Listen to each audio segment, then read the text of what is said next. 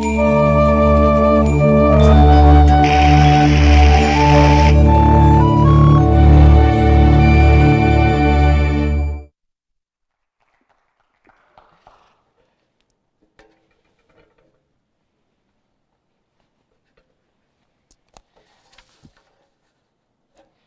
a graduating high school senior with only 3 official days left of school, I hate to admit it, but the bittersweet nostalgia is starting to creep in. I've spent a lot of time recently looking back at the town that shaped me in my most formative years, turned me into the student and the person that I am today. I remember all of the sports and the clubs that I did as a kid and those that I let carry into high school. I think of all the traveling I did, the incredible people I met while I was abroad. I think of all the books that I've read, the movies I've watched, the characters I've pretended to be, and I start thinking about myself, who I was, who I am, what I aspired to be, what I'm interested in. So I made a list, a progression of all the things I wanted to be when I grew up. It started with a rock star, then an actor, a teacher, all influential professions. And then I started thinking about all the teachers who have influenced my life, who've left a positive message with me. I smile thinking about my middle school English teachers, all of whom are now retired, and I wonder where they might be. I let my mind wander back to the gym classes in elementary school, the recesses I spent running around, the books my teachers gave me, some of the first books I've ever read. I think about my freshman year, my first experience at Burlington High School, not yet knowing all of the possibilities that would soon be apparent. And as I'm thinking, I started noticing a pattern. There were always certain teachers that came to mind when I was feeling a particularly strong emotion or I arrived at a particularly difficult obstacle. And of course, when I think about my schooling years, I think about the teachers that I liked, the teachers I didn't like, but I always linger on some a little longer. I can recall certain memories vividly, remember conversations as though they're scripts in my head, and I always smile when I think about these people.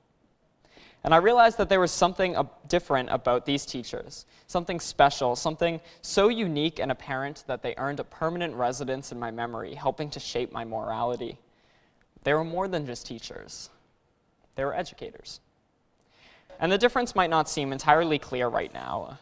While I have this conversation with some people, most don't understand the difference. They say they're the same thing. Webster's dictionary didn't quite recognize the difference either because it provided nearly identical definitions. But I think that's just the point. On the surface, you can't tell which 2 teachers are teachers and which is the educator. By a conventional definition, the 2 are the same. So for me, the difference lies in connotation. So I started developing 2 working definitions, 2 that I'm constantly rewriting nearly every day, but I find to be true nonetheless.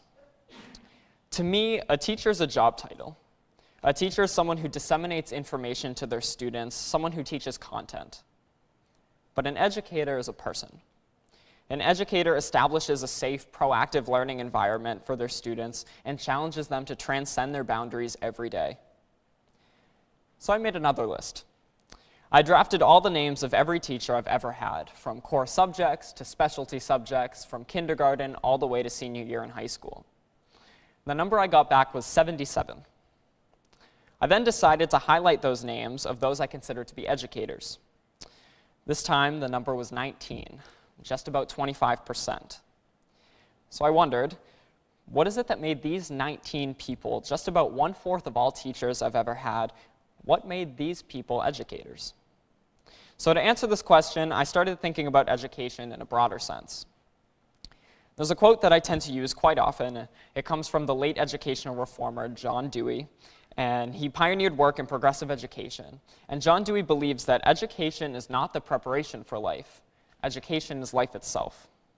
And the reason I use this quote so much is because of how much gravity Dewey gives education, but especially with regards to its context in life.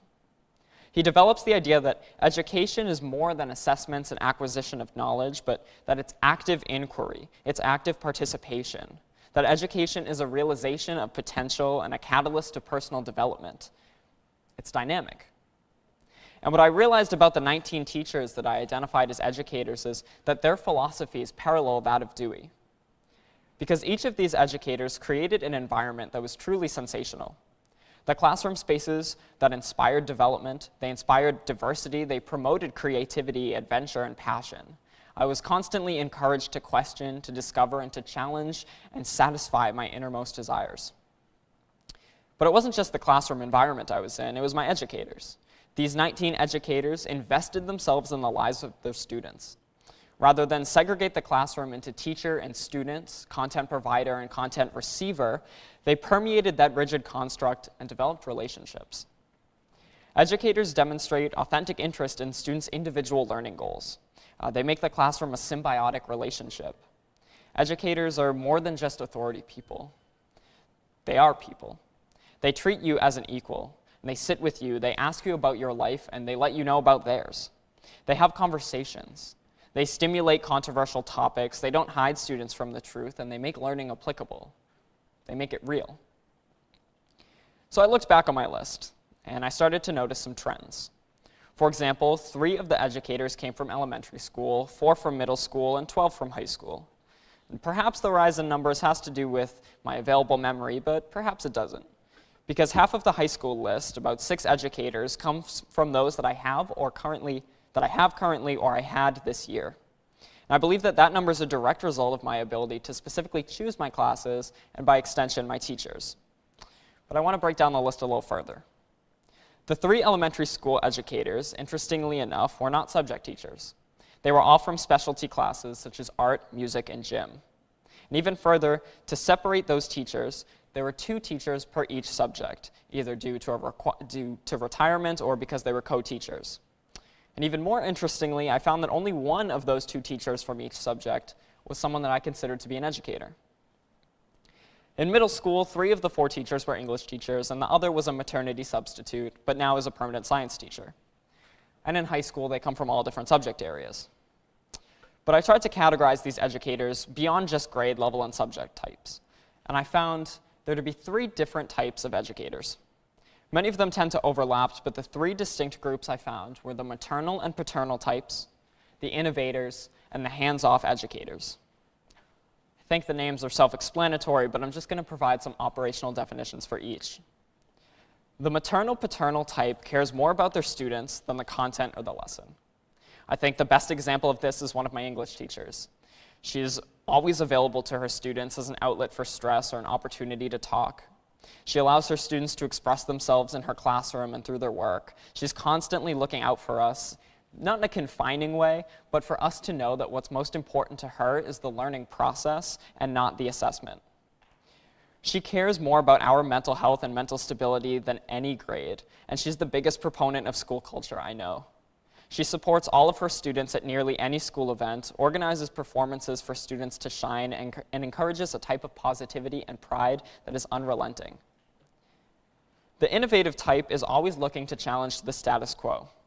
I've recently had more innovators in recent years than ever before, but I've spent quite an enormous amount of time with one educator in particular. Something amazing about her is that she never stops asking why. She encourages me to do new things at every opportunity, to invent, to create, to dream, to learn, to write a TED Talk. I feel like nearly every conversation we have is a think tank, something very stimulating, and it feels as though her classroom is a laboratory for innovation. And with her, nothing seems impossible. And lastly, the hands-off type lets students direct their own learning. I remember one hands-off educator quite vividly. She was my elementary school art teacher. I remember constantly bothering her with my agenda to paint the art room bright pink. And for a while, she entertained my idea. She didn't shut it down or try and shut me up. And unfortunately, I never got around to painting the art room pink. But for some reason, I remember this so well. And I think it's because of the emotional impact that my art teacher had on me.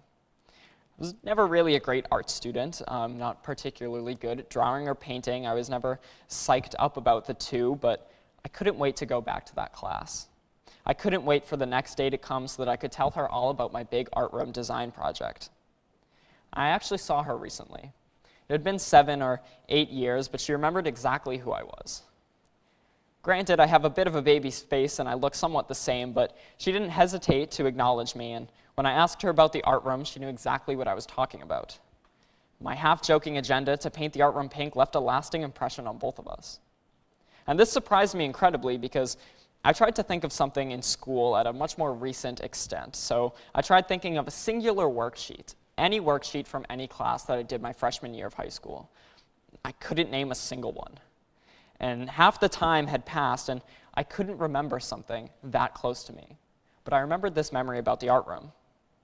And I think that that small mental experiment reveals a great deal about education, that learning comes from experiences and active learning and not worksheets. And I think that that's the underlying difference between teachers and educators. Because while I identified 3 different types, the common ground I found was that each was an expert in their field. Yes, in the conventional sense, but what that really means is that they were transparent. If they didn't have an answer to something, they said, "I don't know," and they helped you find the answer to that. Another commonality is that their classrooms are designated safe spaces, established this way since day one. Students feel comfortable to express themselves, to challenge ideas, and to create. And what I've found is that this safety normally comes from classrooms that are discussion-based. And lastly, and perhaps the most important for me, is that each of these educators has established a personal relationship with students outside of the classroom. This doesn't necessarily mean you need to call each other on the phone or go out for coffee, though some may choose to do so. But this simply means that you spend time with students and learn about them in an extracurricular way. This is something coaches do all the time. I've traveled with plenty of my teachers. I've had several coaches in the past, and there are teachers who invite students to their classroom after school to chat. These types of behaviors are humanizing, and they let students know you can reach them on an emotional level. And the bottom line is that students do work, and they do it well for teachers that they like, because people strive to please those that they like. But as I start to turn in my last assignments and my final papers and take my exams, I'd like to pay tribute to all of the educators in my life. I recall gratefully all of their lessons, the incredible men and women, and the personal and academic advice that they've extended to me. I remember all of them because of the personal impact they've left on my life and the relationships we've had over the years. And as I continue my academic career beyond high school, I'll always credit these 19 educators for contributing to my education and to my life. Thank you.